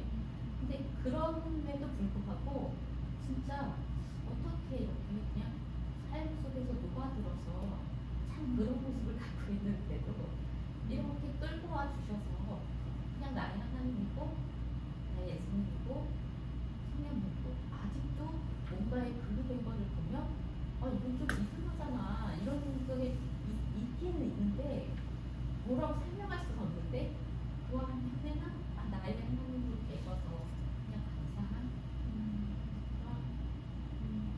그런 신앙생활. 좋습니다. 우리 그냥 한 명 한 명에 이렇게 좀 때로는 연약하고 때로는 또 다른 듯치는 그런 고백들을 하면서 지금 다 듣고 계실 거라고 저는 믿고요. 우리 안에 항상 하나님께서 계시고 있다는 걸 믿고 어쩌면은 그 우연은 없잖아요. 삶의 우연은 없고 우리가 이곳에 왜 이 자리에 함께 있는지 우리가 억지로 만들려고 되는 것도 아니고 하나님께서 인도하시고 하나님께서 예비하심이 있어서 이 자리에 함께 하신 것 같이 우리의 정말 그 사과 한 박스 하나 줬죠. 이제 우리가 눈을 뜨는 걸 줬죠. 사실 눈 못 뜰 수도 있거든요. 아침. 이제 아침 밤새 하나님이 우리 혈관을 계속 살려놓으시고 우리의 어떤 것들을 계속 호흡을 살려놓으셔야 우리가 아침에 눈을 뜨는 거잖아요. 그럼 모든 것이 하나님의 사실 주권인 거예요. 하나님이 다 관장하고 계시는 거기 때문에 저는 주차할 때 되게 많이 주차할 때 정말 막 미팅에 늦을 것 같고 뭐 사람 만나면 늦을 것 같고 그럴 때 1분 남고 이럴 때 정말 딱 한 자리만 남아있다던가 뭐 이럴 때 진짜 그때 우리가 야 오늘 운 좋다 이렇게 하고 넘어갈 수도 있지만 하나님께서 또 이렇게 도우시는 거예요. 주가 우리의 도우시고 피난처시고 일치시고 그러다가 또 오늘 안 도와주시네. 아니 오늘은 조금 늦게 올라가는 게 남은 날인가 보다. 그게 생각 자체가 완전히 그냥 하나님 앞에 딱 고정이 돼버려야 되는 거지. 그러니까 내 생각이 계속 살아있으면 하나님과 계속 부딪힐 수밖에 없잖아요. 근데 어떤 상황에서도 다 이게 내가 볼 때는 완전 재앙이야. 그러나 하나님은 다 이게 가장 기쁘고 좋은 길이기 때문에 이렇게 하셨구나라고 우리가 바로 그냥 우리를 굴복시키는 거. 그게 사실 하나님이 믿음이라고 말씀하시는 것 같아요. 그렇잖아. 난 주차문 너무 좋아. 주차문 너무 좋아. 뭐하죠? 주차문 좋다고. 사람들이 보통 근데 되게 훈련인 것 같아요. 그렇죠? 훈련을 통해서 배워지는 거지. 그게 이제 단번에. 좋은 일이 있으면 하나님께 감사할 수 있는데 사실 이렇게 좀 이렇게 위기가 나한테 발생을 하면 그 하나님께 그 시선 고정시키면 되게 어려워요. 그거 쉬워가 안 돼요. 그게 누구나 쉬워서 그거를 하는 거는 절대로 아닌 것 같고 거기에서 우리가 영적인 민감함을 느끼는 거예요. 우리가 보이는 것만 보는 거는 신앙 그걸 할 필요 없어요. 우리 고생을 할 필요가 없어요. 보이는 것만 보고 가는 거는 세상 사람들 더 잘해. 나보다 운 좋은 사람 더 많아. 근데 보이지 않는 세계가 있다. 그거를 저희가 진짜 완전 인정해야 돼요. 그걸 인정해야 갈 수 있는 길이에요. 보이지 않는 그 세계 속에서 많은 전쟁들이 있고 거기에서 그 전쟁 안에서 이겨졌을 때 결국 보이는 이기는 열매가 나오는 거기 때문에 그 보이지 않는 세계, 아까 믿음은 바라는 것들의 실상인 것, 보이지 않는 것들의 증거가 정말 저도 되게 좋아하는 말씀이거든요. 진짜 그래야 갈 만한 거예요. 보이는 것만 보고 가는 믿음은 너무 그 원색적인 그 믿음, 그거는 아무 능력이 없어요. 나는 우리 김성국 대표랑 통화하냐 가끔. 너 거짓말하지. 네, 지금 말씀하셨지만 이게 이제 뭐 믿는 사람은 좀 다르게 해석해야 되는 게 좀 어떻게 그러니까 주체에게 예를 들어서 하나님은 참 좋으신 하나님. 그렇기 때문에 제가 뭐 사역자도 아니고 뭘 이렇게 말씀 전할 수 있는 것도 아니고 제 체감에서는 그냥 가장 좋은 길, 가장 안전한 걸로 이사님 자리를 마련하시는 거냐. 제가 봤을 때 하나님께서 항상 예배로 오신 하나님이시구나. 근데 없을 때는. 그러니까 그거 없는 것도 누가 만약이라는 가정 속에 내가 완전한 걸 딱 박았는데 주제 하나 누가 딱 박았고 왔어요. 속상할 거 아니에요. 그러니까 항상 그 은혜를 딱 받고 뭐 항상 이제 예배를 드리고 사역을 나가잖아요. 근데 저는 항상 교회 예배를 아침에 가면은 아침 8시에 가서 아이 이제 말대로 예배 드리고 교회를 하루 종일 있어요. 은혜를 충분히 받고 나와요. 목사님한테 너무 내가 생각지도 못한 하나님 주신 어떤 은혜가 임했는데 딱 나오니까 주차 딱 뛸 겸요 은혜가 막 쏟아지는 거예요. 네. 은혜가 더 쏟아. 네, 막 쏟아져요. 그러면 그거를 어떻게 취소했잖아요. 그것도 감사한 거예요. 왜냐면 내 차 안 끌고 갔잖아요. 딱지만 때문에 끊어갔으면 또 찾아가야 되잖아요. 그것도 감사한 거죠. 그러니까 저는 그런 것 같아요. 이 믿음의 분들은 가장 좋은 하나님, 좋으신 하나님이 가장 좋은 것으로, 가장 완전한 것으로 저도 이제 카톡에 거기에 그렇게 되면 하나님은 너무 좋으신 하나님이기 때문에 그 아까 이제 항상 저희는 광야를 걷는다고 생각하거든요. 근데 이 광야를 걸으신 것도 이 광야 속에서 내가 정금같이 깨어지고 낮아져서 하나님께 나가야 된다는 모습을 저 나름대로 느끼는데 그거를 전 나이가 모두 제가 어릴 것 같은데 첫사랑 해보셨잖아요. 그러니까 하나님 예수님과의 첫사랑을 회복해야 된다고 생각해요. 그래야지 내가 거기 열정도 있고 사랑할 때는 좋은 것만 보이잖아요. 그러니까 그런 개념이라고 생각하시면 좋은 것 같아요. 저는. 그러니까 좋은 말씀 해주셨는데 그냥 가장 좋은 거와 안전한 걸로 하나님이 이루어 주실 거라고 생각하면 그 믿음 가지고 나가시는 게 좀 가장 바람직하지 않을까 그렇지 않습니까? 하나님의 뜻을 정확하게 말씀해 주셨거든요. 성경에서 항상 기뻐. 근데 기뻐하지 않을 만한 상황에서 기뻐하라는 뜻이거든. 누구나 기뻐하잖아. 기뻐할 만한 상황. 근데 항상 기뻐하라. 기뻐하지 않을 만한 상황. 범사에 감사하라. 감사 절대 안 나오는 상황. 그때 감사하라. 쉬지 말고 기도하라. 기도할 수 없을 때 마틴 루터는 보통 때 1시간 했는데 점점 더 바빠지면서 3시간을 했다는 거죠. 그러니까 그만큼 하나님께 의지하라는 거지. 그것이 우리 이제 예수 그리스도 안에서 너희를 향하신 하나님의 뜻이라는 거죠. 그럴 때 하나님 이거 해결해 주신 제가 그때부터 내가 성경 공부하고 그때부터 기도할게요. 해결 안 되면 기도 안 해요. 저도 지금 똑같이 다 이랬어요. 저도 똑같이 이랬는데 이제 이런 거죠. 그러니까 솔직히 제 입장에서 말씀드려요. 안 돼요 그렇게. 검사에 감사하고 절대 안 돼요. 진짜 정말 기도하고 내려와서 이러고 있는데 누가 와서 그냥 차 박으면 어떻게 그게 웃으면서 일단 절대 안 되는 거거든요. 근데 저도 계속 근데 어쨌든 저는 제가 경험을 했잖아요. 좀 기본적인 우리 신자들과 조금 더 깊은 곳에서 경험을 했을 때 주님이 저한테 어떻게 주셨냐면은 연단의 축복이라는 게 이제 알겠느냐라는 느낌을 줬을 때 그때 네 주님 알겠습니다 한 게 뭐냐면 연단이 없으면 절대 인간은 고쳐지지 않아요. 맞아. 절대. 자, 흔들지 않으면요. 흔들어서 뒤집어서 쓰레기를 버리지 않으면 절대 쏟아지지가 않아요. 갖고 있어요. 하나님이 얼마나 천지창조하고 오묘하게 바다가 태풍이 오잖아요. 그 바다를 한번 휘어져 놓지 않으면 미생물이 안 자라고 다시 유지가 될 수 없어요. 그게 날씨로 영향이 되고 기후가 되고 다. 제일 좋은 건 물론 그 뒤집힘이 없이 온전히 축복을 받는 게 가장 큰 행복이죠. 그런 사람을 저는 만나고도 싶고 그럴 있는데, 근데 저는 이걸 하나님을 이렇게도 흔들고 이렇게도 흔들고 뒤집어 놨는데도, 아니 물론 하나님 아직까지도 온전히 그렇게 안 되는 거죠. 그래서 제가 걱정하는 건 아니 저는 다 믿고 하나님 온전히 이런 거 다 믿고 부활, 죽음 이런 거에 대한 두려움도 전혀 없고, 저는 제 몸의 장기, 저는 제일 친한 친구가 제 암을 다 발견했거든요. 저는 그 남자들 제일 위험한 이 신장암도 결과가 나와서 했는데, 친구가 그래서 제일 친한 친구가 병원에 있는 저랑 중학교 때부터 제일 친한 친구가 저 보자마자 울면서 야 너 이거 미안하지만 6개월을 보자 못한다. 저한테 갑자기 그냥 신체 검사하다 나오는 거 갖고 갔는데, 근데 얘기는 길지만 저는 기도 통해서 하나님 완전히 완치시켜줬거든요.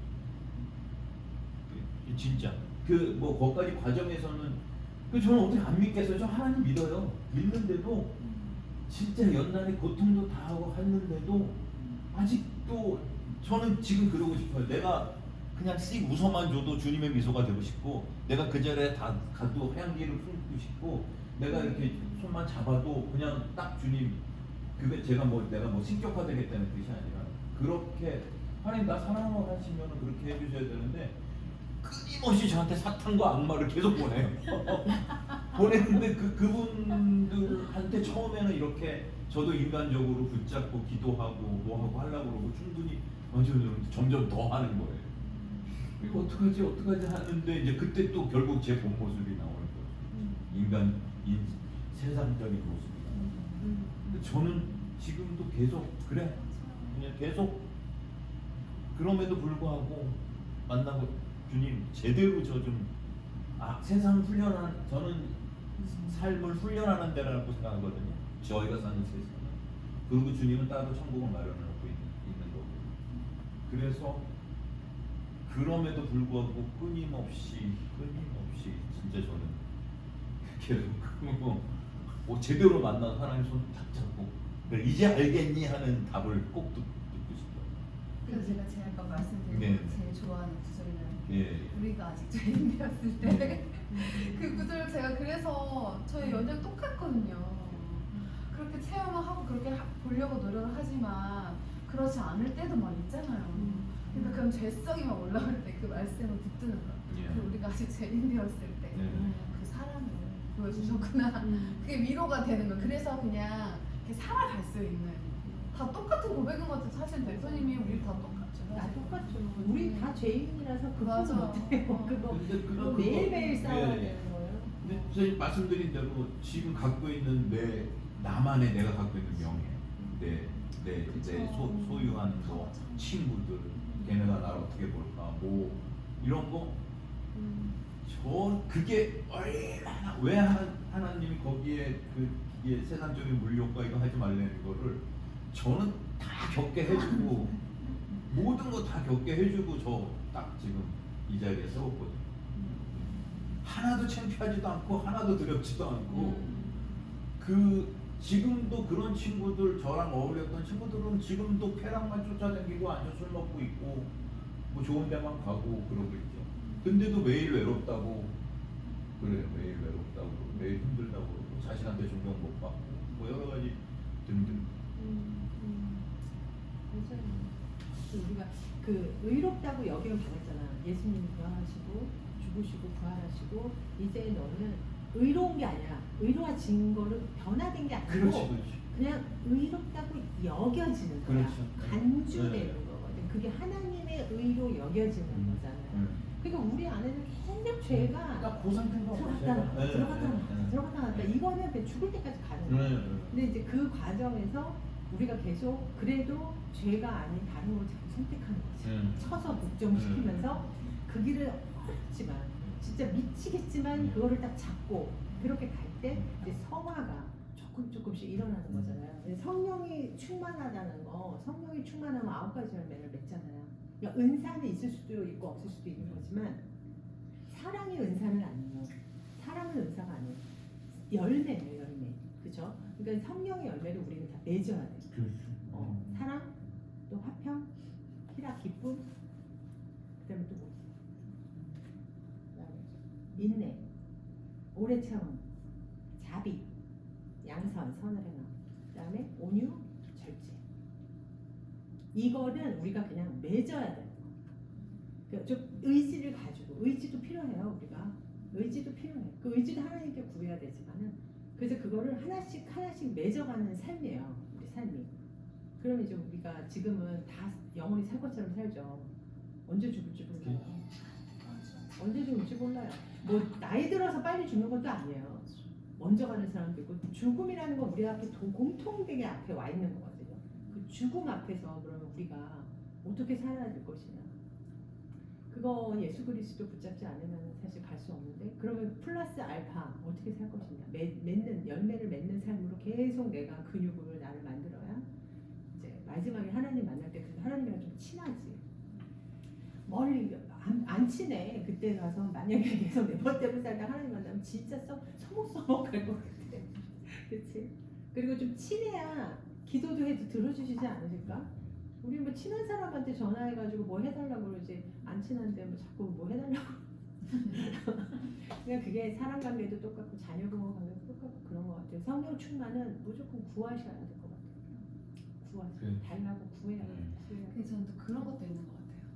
만약에 그런 어떤 사건이 있었을 때 그 사건이 예전에는 만약에 한 반나절이나 하루가 있어야 이게 만약에 소화가 됐다면 그냥 이게 시간이 조금 줄어드는 거예요. 10시간이었다면 9시간으로 줄고 화가 났던 게 한 7시간 되면 풀리고 6시간, 5시간 그러니까 이게 조금씩 좋아지는 저를 발견하면서 그냥 그거에 감사를 하는 거지 완전해질 수 있다는 거는 되게 우리가 불가능하기 때문에 근데 분명히 우리 대표님은 저는 그런 시간들을 이미 되게 통과하고 계시는 것 같다고 너무 느껴지거든요. 그래서 그런 약간 기질, 주님이 주신 그 기질이 너무 잘 쓰임 받으실 것 같다는 이렇게 확신? 그래서 그게 너무 기쁨으로 이 고백이. 맞아요. 사실 우리 인생 가운데 하나님께서 허락하신 그것을 들고 십자가를 통과하면 그렇지. 그러면 그 다음에 이제 맞아. 예수의 길이 넓혀지는 거죠. 열려지는 거잖아요. 저도 오늘 아침에 아주 그 뭔가 이렇게 커플리트가 있었어요. 근데 화가 잘 안 나는 줄 알고 화가 나더라고요. 되게 오랫동안 화를 잘 안 내고 살았는데 오늘은 화가 나더라고. 어떤 사람에 대해서. 오늘이 그날이니까. 아주 그쵸. 뭐 공경이 뭐 아주 며칠간 상당했죠. 근데 오늘 아침에는 상당히 화가 나는 일이 있었어요.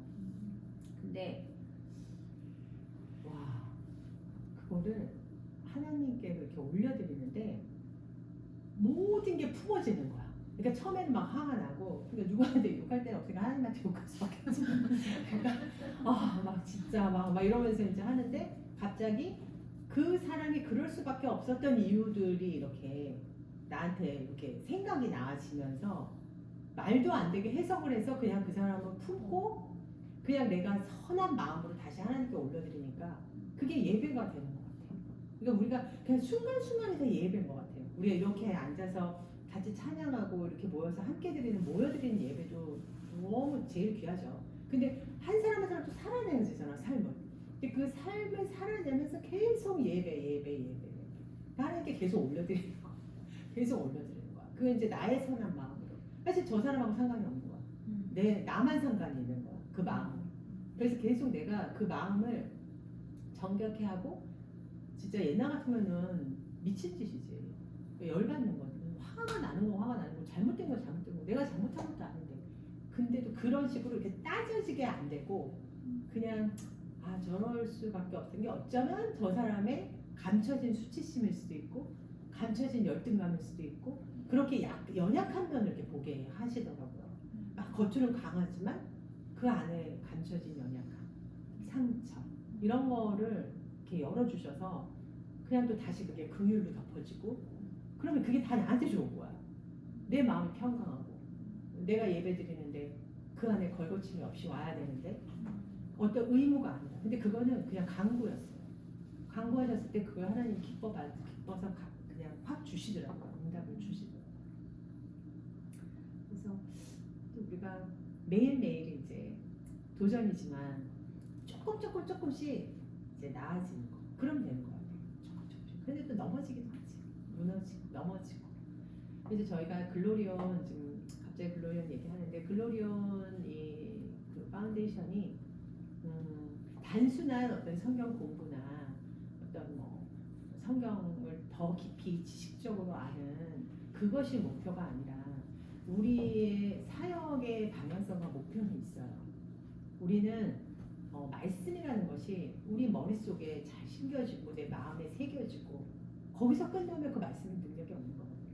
그 말씀이 내 삶 속에서 이루어지고 행해지고 실천되어지고 역사되지고 그 다음에 우리가 이 세상으로 나아가서 세상의 빛과 소국이 되고 세상을 주님의 뜻으로 변화시키고 거기까지 가야 사실 가는 것이 우리의 방향성이고 우리의 목적이고 그러나 우리가 갈 때 가는데 항상 이 예배 말씀 기도는 베이스에 놓고 여기서 전신갑주를 입고 나아가는 거죠. 그래서 계속적으로 하나님이 그 초대하시는 분들 하나님께서 보내주시는 것 같아요. 보내주시는 것 같고 또 우리에게도 방향성을 주시는 것 같고 또 우리가 예배 말씀 기도를 놓치지 않고 있을 때 뭐 바빠지면 우리는 더 할 거예요. 예배 말씀 기도를 바빠지면 바빠질수록 놓치는 제가 만약에 놓치면 여러분이 챙기셔야 되고 그죠? 이거를 놓치는 순간 우리는 하나님하고 상관없는 사람들이 되는 거예요. 우리 사람이 사역되는 거거든요. 그래서 우리는 이것을 놓치지 않고 그 땅끝까지 열방까지 유대와 정말 사마리아 땅끝까지 가는 그러한 글로리온 재단이 되기 위해서 지금 이 예배를 쌓아가는 그런 시간들입니다. 그런 시간들 가운데서 이렇게 정말 또 귀한 나눔들 또 주시고 하나님께서 이루신 일들을 이렇게 우리가 서로 나누실 때 이게 배가가 되는 거거든요. 사실 간증도 나를 드러내지 않고 하는 간증들은 정말 배가가 되거든요. 기쁨 배가가 되고 또 도전을 주고 그래서 너무 감사했던 시간인 것 같고 이렇게 예배 말씀 기도로 나아갈 때 하나님께서 이제 인도하실 것을 믿고 또 그 인도하심이 저는 정말 참된 하나님의 길이라고 생각을 하고 여러분도 그것을 구하고 소망하는 여러분이 되시기를 저는 축복합니다. 네. 그래서 저는 오늘 아까 로마서 5장 8절 말씀해 주셨는데 로마서 8장이 오늘 갑자기 확 이렇게 좀 임하는 그런 감동을 받아서 저희가 지금 성경 있으세요? 네. 성경 있으시면 한 절씩 한번 로마서 8장을 다 읽고 좀 기도하는 시간을 좀 가졌으면 좋겠습니다. 네.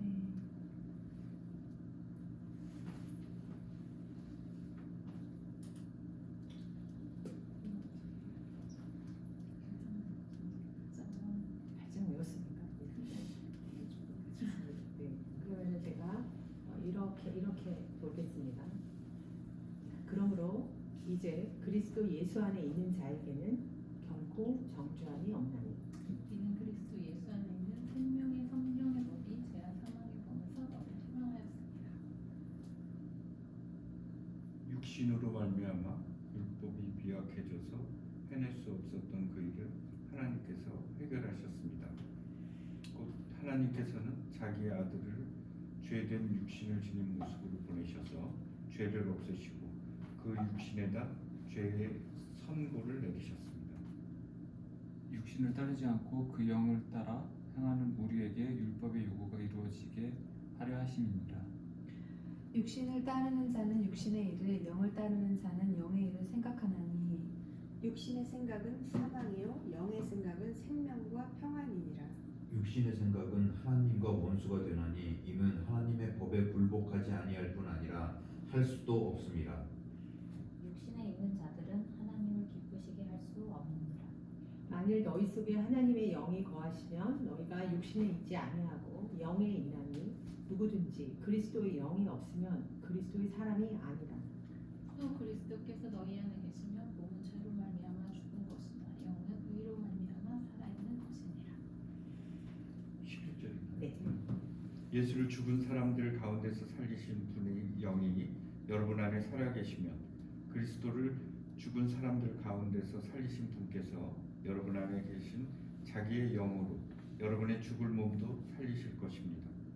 그러므로 형제들아 우리가 빚진 자로 돼 육신에서 져서 육신으로 살 것이 아니니라. 너희가 육신대로 살면 반드시 죽을 것이로되 영으로서 몸의 행실을 죽이면 살리니 무릇 하나님의 영으로 인도함을 받는 사람은 곧 하나님의 아들이라. 너희는 다시 무서워하는 종의 영을 받지 아니하고 양자의 영을 받았으므로 우리가 아빠 아버지라고 부르짖느니라. 성령이 친히 우리의 영과 더불어 우리가 하나님의 자녀인 것을 증언하시나니 자녀이면 또한 상속자 곧 하나님의 상속자요 그리스도와 함께 한 상속자니 우리가 그와 함께 영광을 받기 위하여 고난도 함께 받아야 할 것이니라. 생각하건대 현재의 고난은 장차 우리에게 나타날 영광과 비교할 수 없도다. 피조물은 하나님의 자녀들이 나타나기를 간절히 기다리고 있습니다. 피조물이 허무한데 굴복하는 것은 자기 뜻이 아니요 오직 굴복하시는 이로 말미암음이라. 그 바라는 것은 피조물도 썩어짐의 종 노릇한 데서 해방되어 하나님의 자녀들의 영광의 자유에 이르는 것이니라. 피조물이 다 이제까지 함께 탄식하며 함께 고통을 겪고 있는 것을 우리가 아느니라. 그뿐 아니라 또한 우리 곧 성령의 처음 익은 열매를 받은 우리까지도 속으로 탄식하여 양자될 것 곧 우리 몸의 속량을 기다리느니라. 우리가 소망으로 구원을 얻었음에 보이는 소망이 아니니 보는 것을 누가 바라리요. 만일 우리가 보지 못하는 것을 바라면 참음으로 기다릴지니라. 이와 같이 성령도 우리의 연약함을 도우시나니 우리는 마땅히 기도할 바를 알지 못하나 오직 성령이 말할 수 없는 탄식으로 우리를 위하여 친히 간구하시느니라. 사람의 마음을 꿰뚫어 보시는 하나님께서는 성령의 생각이 어떠한지를 아십니다. 성령께서 하나님의 뜻을 따라 성도를 대신하여 간구하시기 때문입니다. 우리가 알거니와 하나님을 사랑하는 자 곧 그의 뜻대로 부르심을 입은 자들에게는 모든 것이 합력하여 선을 이루느니라. 하나님이 미리 아신 자들을 또한 그 아들의 형상을 본받게 하기 위하여 미리 정하셨으니 이는 그로 많은 형제 중에서 맏아들이 되게 하려 하심이니라. 또 미리 정하신 그들을 또한 부르시고 부르신 그들을 또한 의롭다 하시고 의롭다 하신 그들을 또한 영화롭게 하셨느니라. 그런즉 이 일에 대하여 우리가 무슨 말 하리요? 만일 하나님이 우리를 위하시면 누가 우리를 대적하리요? 자기 아들을 아끼지 아니하시고 우리 모든 사람을 위하여 내주시니가 어찌 그 아들과 함께 모든 것을 우리에게 주시지 아니하겠느냐. 누가 능히 하나님께서 택하신 자들을 고발하리요 의롭다 하신 이는 하나님이시니 누가 정죄하리요 죽으실 뿐 아니라 다시 살아나시는 그리스도 예수시니 그는 하나님 우편에 계신 자요 우리를 위하여 간구하시는 자니라. 누가 우리를 그리스도의 사랑에서 끊을 수 있겠습니까? 환난입니까? 공고입니까? 박해입니까? 굶주림입니까? 헐벗음입니까? 위협입니까? 또는 칼입니까? 기록된 바 우리가 종일 주를 위하여 죽임을 당하게 되며 도살당할 양같이 여김을 받았나이다 함과 같으니라. 그러나 이 모든 일에 우리를 사랑하신 이로 말미암아 우리가 넉넉히 이기느니라. 내가 확신하노니 사망이나 생명이나 천사들이나 권세자들이나 현재일이나 장래일이나 능력이나 함께 읽어요. 높음이나 기쁨이나 다른 어떤 피조물이라도 우리를 우리 주 그리스도 예수 안에 있는 하나님의 사랑에서 끊을 수 없으리라. 아멘. 할렐루야. 네, 기도하면서 고맙습니다. 우리가 지금 이 시간 함께 기도를 몇 가지 하고 예배를 마치면 좋겠는데요. 사랑과 은혜가 충만하신 하나님 아버지, 오늘도 우리 각자의 삶과 사역 가운데 주님의 뜻이 이루어지기를 소망하며 함께 기도드립니다. 주께서 우리를 부르셔서 각자의 자리에서 주님의 영광을 드러내게 하셨사오니 주님 우리들에게 맡기신 그 일마다 성령의 능력으로 감당하게 하여 주시옵소서. 우리 서로를 위해서 기도했으면 좋겠고요. 특별히 우리 이진희 이사님 작품 전시회를 위해서 기도드립니다. 우리 12월 6일 오프닝으로 시작되는 전시가 정말 단순한 예술의 그러한 전시회가 아니라 창조주 하나님께서 주신 그 영광, 그 은혜가 흘러넘치는 거룩한 예배의 공간이 되게 하여 주시옵소서. 또 우리 작품 하나하나를 통해서 하나님의 형상이 비추어지고 또 그 안에서 사람들의 마음이 위로받고 회복되는 은혜가 있도록 축복하여 주시옵소서. 우리 전시를 준비하는 모든 우리 이진 기사님 그 모든 일 과정 가운데 필요한 재정과 사람과 장소와 협력의 문을 열어주시고 주님의 때 모든 것이 아름답게 이루어지게 하여 주시옵소서. 함께 기도했으면 좋겠고요. 또 수호천사 우리 그 배지영 이사장님 지금 오늘은 안 오셨는데 여러 사역 감당하시는 그 손길을 위해서 주님의 크신 능력과 지혜를 좀 부어주시기를 우리가 중보했으면 좋겠고요. 또 여러분 하나님께서 친히 힘을 더하시고 여러분의 모든 사역마다 부족한 부분마다 하늘의 공급으로 채워주시길 바라고요. 주의 사역에 지치지 않고 지속되도록 정말 성령의 새바람을 우리 한인순 대표님 특별히 성령 충만함으로 아버지 불어넣어 주시옵소서. 함께 중보해 주십시오. 그리고 우리가 각자의 자리에서 맡은 사명 온전히 감당할 때 모든 일의 주인이 하나님이심을 우리가 고백하는 입술 되게 하시고 그 영광을 오직 주님께 올려드리는 그런 역사가 일어나는 우리들의 인생들 될 수 있도록 주님 축복하여 주시고 은혜를 베풀어 주시옵소서. 우리 함께 기도하겠습니다.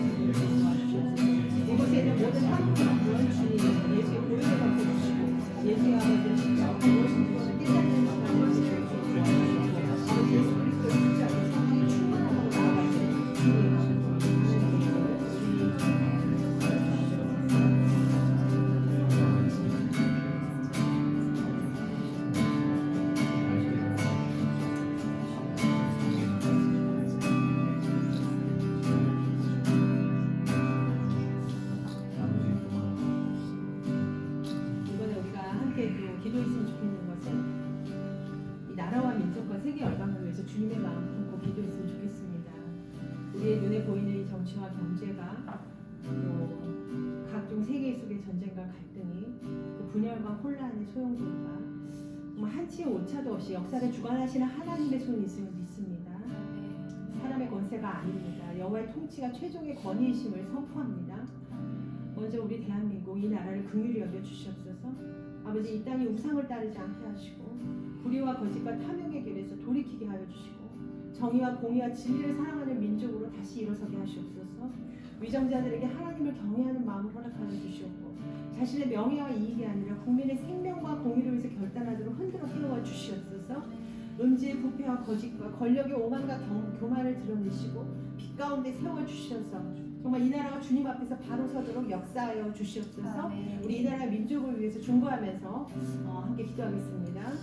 주님 예수님 아버지 나라 주신 좀 올려드립니다. 아버지 주신 이 나라 민족에 하나님의 손이 있습니다. 하나님의 주권이 있습니다.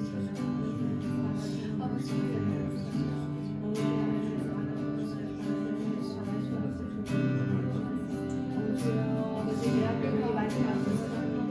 마지막 때 대한민국을 온전하게 세워주시옵소서. 아버지 하나님 주님의 손으로 아버지 대한민국을 주님의 땅으로 아버지 하나님 다시 회복시키시고 치유하시고 아버지 무너져 있는 그 땅을 소식하여 주시고 아버지 형들에게 하나님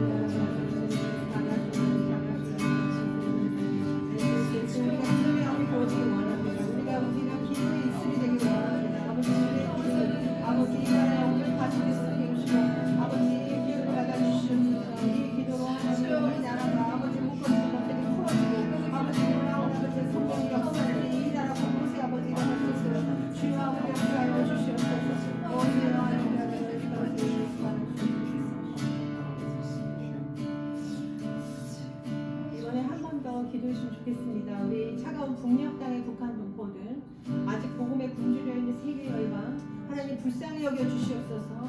아버지, 하나님 종교의 이름으로 자행되는 아버지 권력의 이름으로 자행되는 피 흘림을 멈추어 주시옵소서. 강대국의 탐욕과 체제의 우상화가 가난한 자들의 눈물을 짓밟지 못하도록 막아 주시옵고, 억눌린 자들의 부르짖음에 응답하시는 하나님의 의를 나타내 주시옵소서. 분열과 증오의 영을 꺾어 주시고 평강의 왕이신 그리스도의 주권 아래 화해와 회복의 역사를 일으켜 주시옵소서. 아직 복음이 아직 들려지지 않은 땅, 이 북한 땅, 이 북한 동포들을 위해서 우리가 정말 간절히 주님께 기도합니다. 핍박이 극심한 땅에도 하늘의 문을 열어주시고, 그 가운데서도 눈물로 씨를 뿌리는 기도자들을 하나님 그 기도의 응답을 들어주셔서 하나님, 하나님의 나라가 정말 이 통일시대, 이 대한민국 통일시대에 이루어지게 하여 주시옵소서. 함께 기도하며 나가겠습니다. 하나님, 예수님 그교회 아버지 드리고 싶습니다. 하나님 아버지 우리 교회를 그들의 길을 하나님 그들의 가운데를 아버지 아버지 그들의 불참한 상황들 불쌍히 수고하시 척박하게 사는 불쌍히 아버지 이 동포들 민족들을 하나님 우리가 금일 여기는 마음 함께 하여 주시옵소서. 아버지 금일 여기는 마음 함께 하여 주시옵소서. 하나님 아버지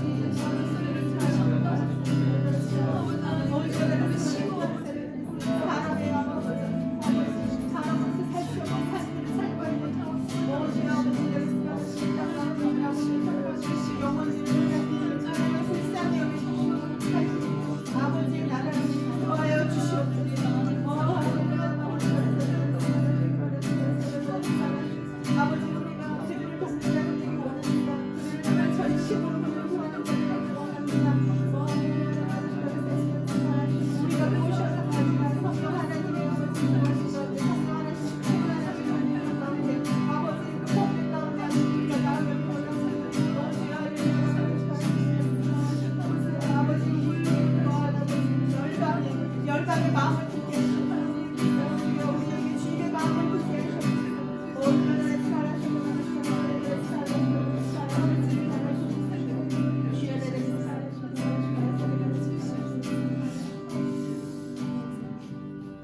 마지막으로 예수 그리스도의 몸된 우리 한국교회를 위해서 기도했으면 좋겠습니다. 열방 가운데 세우신 우리 하나님의 교회를 붙들어 주시옵소서. 타협하지 않는 복음 되게 하시고, 희석되지 않은 십자가 되게 하시고, 교만하지 않은 진리가 선포되게 하시고, 사랑이 충만한 거룩함이 회복되게 하여 주시옵소서. 거짓 복음, 번영을 쫓게 하시고, 사람을 높이는 영광이 제거되게 하시고, 정치적 야합과 세속적 성공주의를 깨뜨려 주시고, 교회가 다시 오직 하나님께만 영광, 하나님께만 영광을 삶과 사역의 기준으로 삼게 하여 주시옵소서. 우리 골방의 기도로 다시 세워지는 교회가 되게 하시고, 목회자들과 리더들에게 순결한 양심과 진리, 사랑과 자기 부인의 은혜를 주시옵소서. 성도들을 이용하는 지도자가 아니라 그리스도의 심장으로 섬기는 참 목자들이 일어나게 하시옵소서. 함께 기도합니다. 오늘 이 시간 글로리온 제단을 위해서 마음을 모아서 함께 기도해 주십시오. 이 제단을 세우신 주님, 인간의 지혜나 야망이 아니라 오직 주님의 뜻과 부르심에 따라 시작되었음을 고백합니다. 우리의 시작이 미약할지라도 그 끝을 장대하게 하시는 하나님을 신뢰하면서 이 글로리온 제단이 세상의 제단과 구별되어서 오직 주 예수 그리스도의 이름과 복음을 높이는 거룩한 통로가 되게 하여 주시옵소서. 함께 기도하며 나가겠습니다.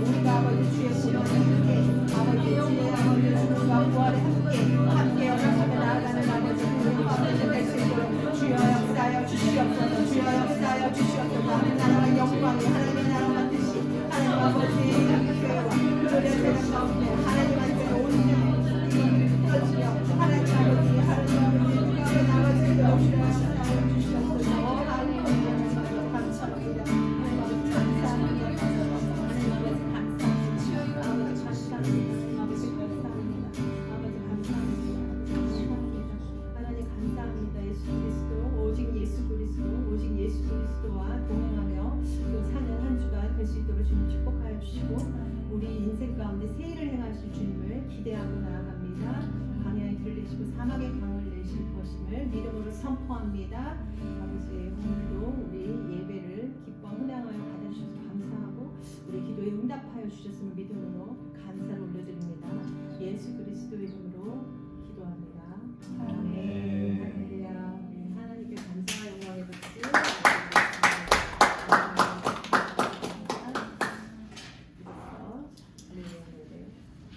기도를 마치겠습니다.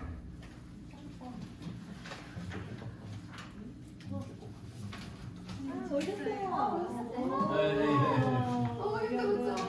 잘하셨어요? 네? 여기 앉아서 조금 잘하셨어요?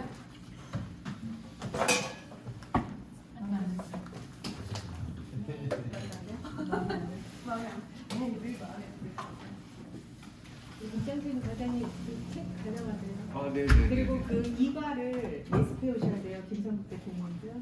이거요? 아 상가를 말씀을 이렇게 찾아오시면 돼요. 여기가 그냥 말씀하고 수련하는 시간 일주일에 1시간만 가지시면 충분히 하실 수 있거든요. 성으로 불러주는 친구님 가사가 너무 좋죠. 받고 성경 암송 TV 보시면 상가 성경 갈라디아서 2장 20절 할렐루야.